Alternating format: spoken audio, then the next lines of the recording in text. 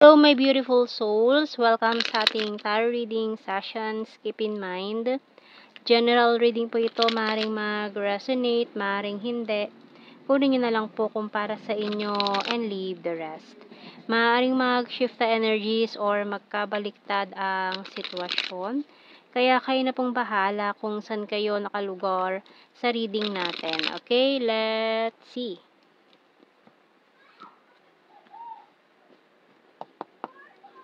So, we have here the Justice card, 6 of Swords. Wheel of Fortune, 2 of Swords. We have the 4 of Wands and the 7 of Swords. This 4 of Swords and Page of Wands. Okay, bottom card is Ace of Cups.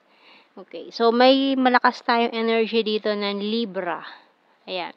Sa mga undecided na naman dyan, hindi makapag-desisyon with the 2 of Swords. So, wag na wag kayong, it's a sign na wag kayong magdidesisyon ngayon nang hindi nyo pinag-iisipan na mabuti.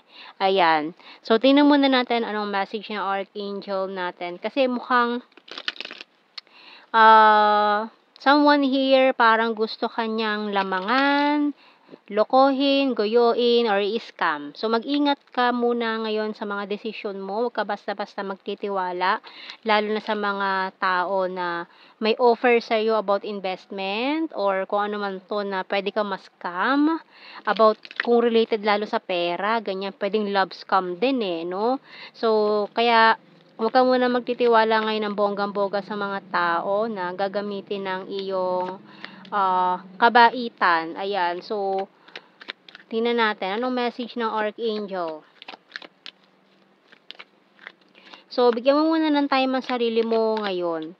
Kaya wag ka munang magpapaniwala dyan sa mga taong may mga masamang balak. Okay? We have here Divine Order by Archangel Rockwell.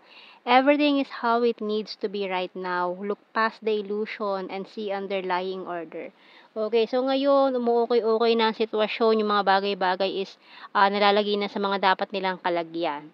No? Kaya ngayon is relax-relax ka lang muna.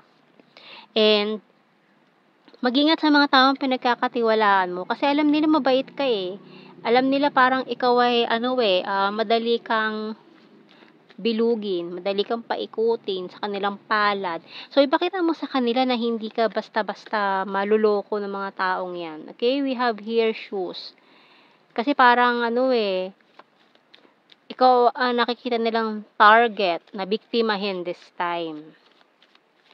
Or kung nagawa na naman na nila to dati, sana naman hindi na maulit. So, we have here traffic lights, candle, magnet, light bulb, coins. Oh, okay. So, maaaring it's a deceptive person then. For some of you, deceptive person or a karmic partner na who wants to win you back.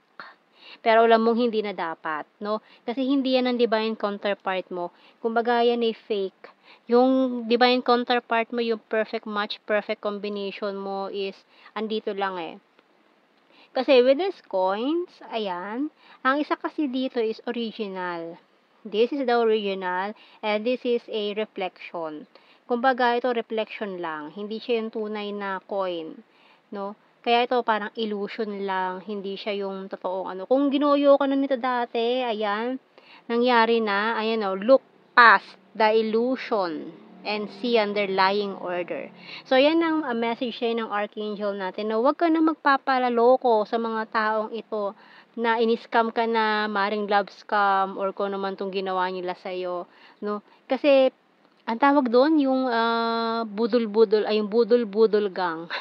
Di ba? Para ka nabudol Kaya, itong coin na ito is pinakita nila na ito yung pinakita nila sa iyo not true. Ayan. So, ngayon dapat natuto na tayo. Okay? So, tingnan natin sa ating tarot messages, oracle cards.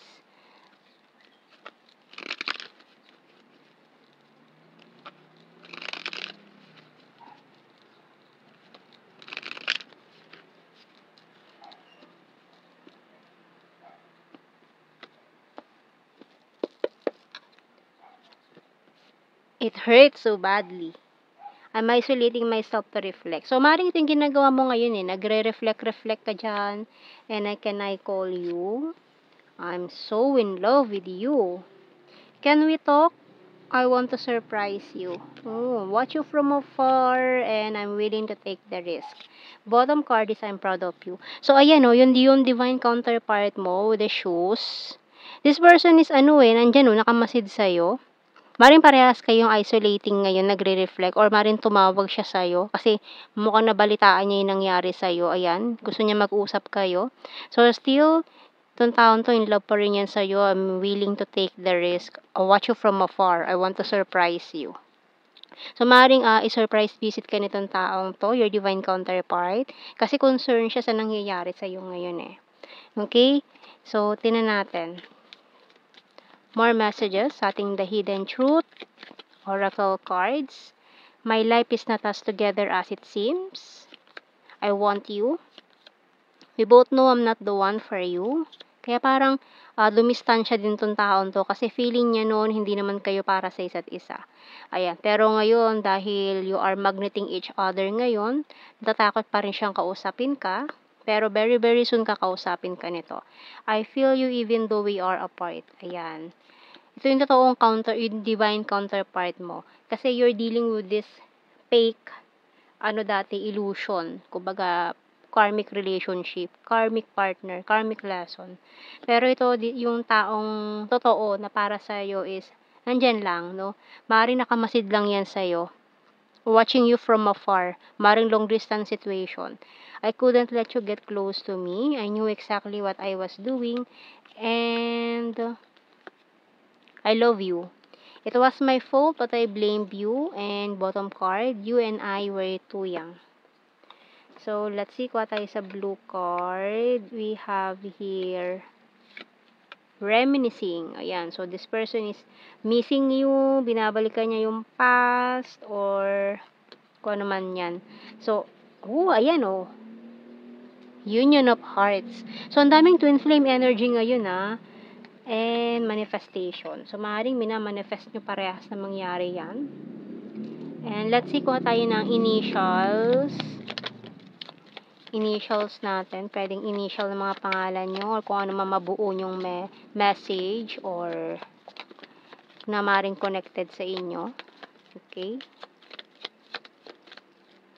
O P N K T V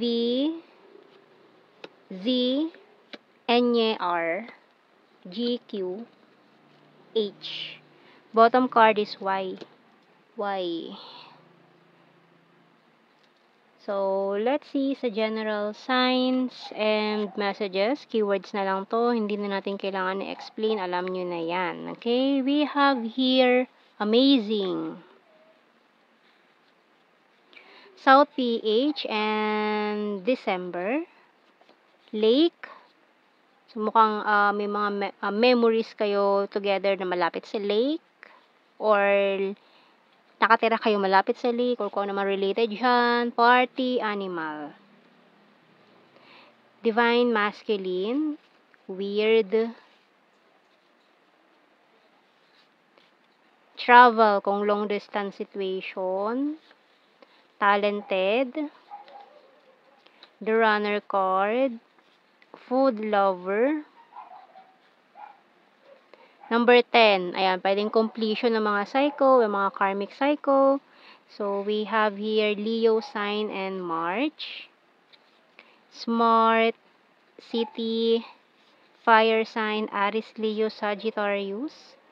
Friendly, sword is air sign, Gemini, Libra, Aquarius.